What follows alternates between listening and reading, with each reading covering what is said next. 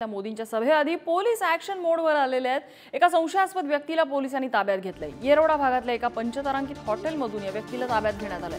2 बनावट आधार कार्ड आणि काही मोबाईल सिम या व्यक्तीकडून जप्त करण्यात आलेत। मोदींच्या सभेच्या पार्श्वभूमीवर पुणे पोलिसांनी ही कारवाई केलेली आहे।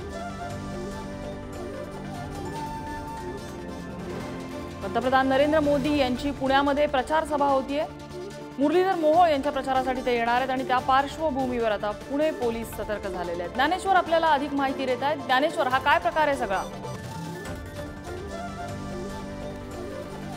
एका संशयित व्यक्तीला पोलिसांनी ताब्यात घेतलेला आहे। अब्दुल्लाह रुमी असं त्याचं नाव आहे। वयवर्ष 48, मूळचा तो तामिळनाडूमधला आहे। सध्या येरवडा परिसरामध्ये पोलिसांनी जी कारवाई केली त्यामध्ये या संशयिताला पोलिसांनी ताब्यात घेतले, ज्याच्याकडे 2 आधार कार्ड आणि काही सिम कार्ड्स वेगवेगळे पोलिसांना मिळाल्याची माहिती आहे। पोलिसांनी जी शोध मोहीम संपूर्ण शहरात या पंतप्रधान नरेंद्र मोदींच्या दौऱ्याच्या अनुषंगाने केलेली आहे, त्यामध्ये जे संशयित व्यक्ती आढळतात त्याच्यापैकीची ही कारवाई म्हणावी लागेल। अब्दुल्लाह रुमी हा मूळचा तामिळनाडूमध्ये आहे आणि आता एका येरवडा परिसरातल्या पंचतारांकित हॉटेलमध्ये तो राहिला होता।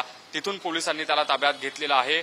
पंतप्रधान नरेंद्र मोदींच्या पार्श्वभूमीवर सुरक्षेमध्ये कुठलीही चूक राहू नये आणि कुठलाही अनुचित प्रकार घडू नये यासाठी पुणे पोलिसांकडून जोरकसपणे प्रयत्न केले जात असल्याचं आपण पाहतोय आणि त्याचाच एक भाग म्हणून जे शोध मोहीम राबवली गेली, या शोध मोहिमेमध्ये पोलिसांनी अब्दुल्लाह रुमी नावाच्या एका संशयास्पद व्यक्तीला ताब्यात घेतलेला आहे। सध्या पोलीस अब्दुल्लाह रुमी याची माहिती समोर आली आहे का? हा व्यक्ती कोण आहे, त्याची पार्श्वभूमी काय, किंवा कुठल्या हेतूने त्याच्याकडे ज्या बनावट वस्तू सापडल्यात, कागदपत्र सापडलेत, काही प्राथमिक हेतू समोर आलाय तपासातनं? या अब्दुल्लाह रुमी नावाच्या संशयास्पद व्यक्तीकडून 2 आधार कार्ड जे आहेत ते सापडलेले आहेत, वेगवेगळे सिम कार्ड सापडलेले आहेत आणि पोलीस सध्या या संशयास्पद व्यक्तीची चौकशी करतात। अगदी काही वेळापूर्वी पोलिसांनी याला ताब्यात घेतलंय। अधिकचा तपास सध्या सुरू आहे। नम्रता।